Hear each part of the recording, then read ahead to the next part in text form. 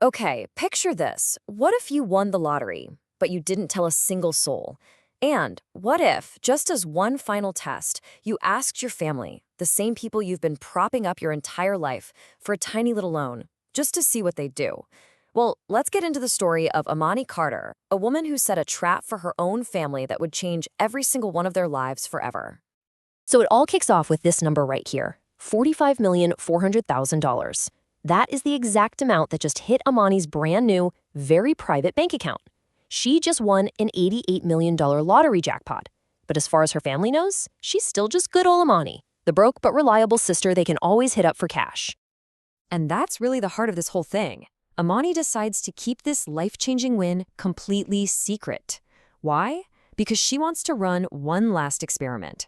She's about to tell her family she's on the verge of being evicted and that she just needs $2,000. And honestly, she's got a pretty good idea of how they're going to react. She knows, deep down, they're all about to fail her test big time. You see, for Amani, this was nothing new. For 32 years, she'd basically been the family ATM, the human emergency fund, the one they called when they got themselves into a jam, no questions asked.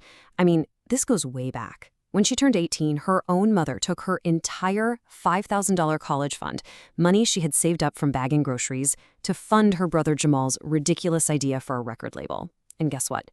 It folded in 6 months. Amani never saw a single penny of it again. So fast forward to now. With all that lottery money sitting in the bank, Amani decides to set the stage at their weekly Sunday dinner.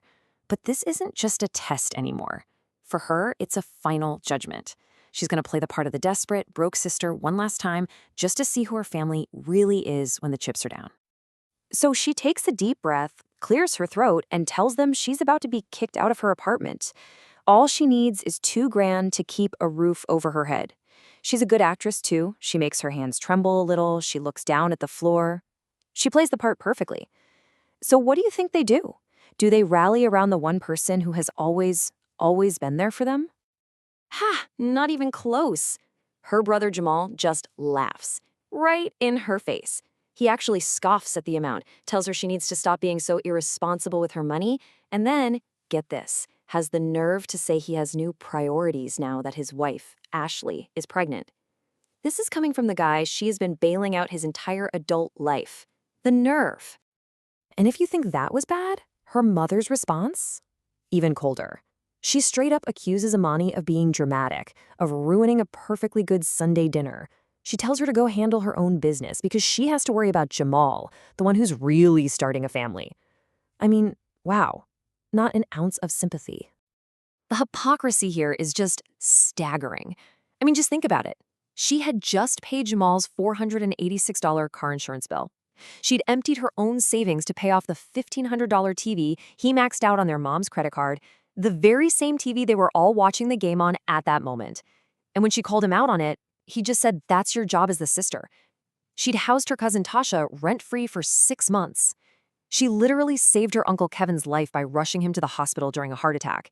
And now, when she asks for help, all she gets are lectures about responsibility and suggestions to try a payday loan.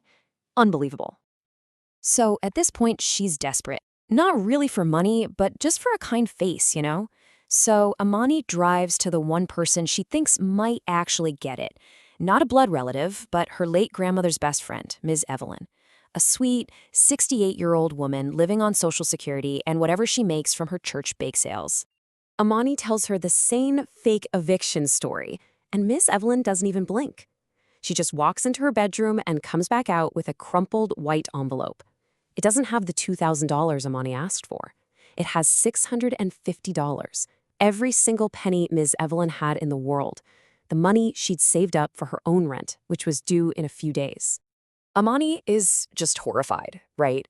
She refuses to take it, but Ms. Evelyn shoves the money right into her hand and says what might be the most important words of her life. Family ain't just blood, baby. Family is the hand that pulls you up. It's not the one that pushes you down. And boom, that is the moment everything clicks into place. Amani realizes Ms. Evelyn, who has nothing, just offered her everything. And her family, who she'd given everything to, offered her nothing. The test was officially over. So from this point on, it is no longer a test. Oh no, it is a trap. And with this new, scary kind of clarity, Amani calls up her brand new, very high-powered lawyer. A plan starts to form, and her family, totally blinded by their own greed, is about to walk right into it. So her family had been bugging her about selling her grandmother's house, a property worth a cool $700,000 in a hot Atlanta neighborhood. Amani's one-third share is worth about $233,000. So they call her up, sensing she's desperate, and offer to buy her out for just 20 grand. But the truly insane part is the contract they send over. It's not even a purchase agreement. It's a disclaimer of inheritance, basically tricking her into giving up her share for absolutely nothing. And that $20,000? Yeah, that was a separate document for a loan that they were going to make her pay back with interest. But here is the secret they never ever knew. Amani's little side hustle, the one she does from her laptop at night, she's a remote paralegal for a real estate law firm. And her specialty? Contested estates. She takes one look at their shady paperwork and knows instantly. This isn't just a lowball offer. It's textbook criminal fraud. So she plays along. She agrees to meet them at some sketchy notary public in a strip mall. She acts all confused by the legal jargon, makes her hands shake again. Then she accidentally drops her pen. And in that split second she's under the table to get it, she hits record on her phone's voice memo app.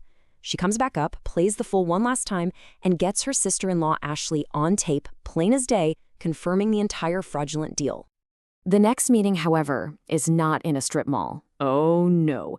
Amani summons them to her lawyer's office on the 40th floor of a glass skyscraper in Buckhead. She's not the timid girl in a worn-out work polo anymore. She walks in wearing a custom-tailored suit, looking like she owns the whole damn building. Her family shuffles in, looking cheap and totally out of place, ready to bully her into signing one last time. Just as they start puffing out their chests, her lawyer, a guy named Hakeem Washington, just calmly presses a button on the conference room speaker. And just like that, Ashley's own sharp, greedy voice fills the $10,000 an hour boardroom, confirming their intent to commit fraud. The silence in that room, you could hear a pin drop. And as they're all just sitting there, completely stunned, jaws on the floor, Mr. Washington slides a single piece of paper across the polished mahogany table. It's a certified bank statement. Her mother puts on her reading glasses, squints, and then whispers the number out loud. $45,400,000. The trap is sprung. The secret is out. So here's where it gets really good. Amani's lawyer lays out two options for them. Option one, he hands all the evidence, including that nice little voice recording, over to the district attorney, and they all face some serious federal prison time for fraud. Or, option two, a civil solution, they sell their 2/3 share of the $700,000 house to Amani for a grand total of $20,000, the exact price they decided her share was worth. Poetic justice, right? Of course they sign. What choice do they have? But here's the thing. The story isn't really about revenge. It's about what Amani does next. She doesn't just destroy her old, toxic family. She uses her newfound wealth and power to build a real one.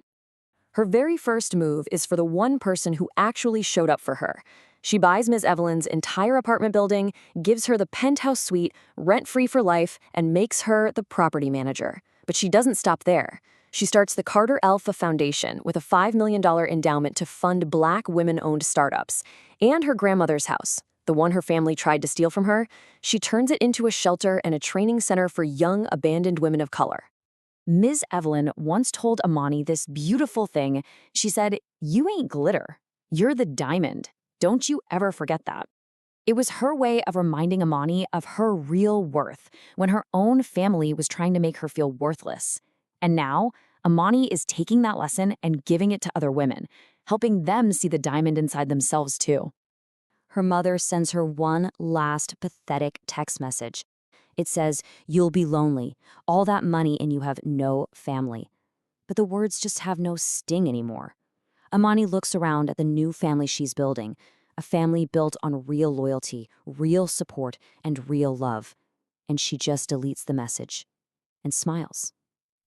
Amani's story really teaches us something powerful, doesn't it?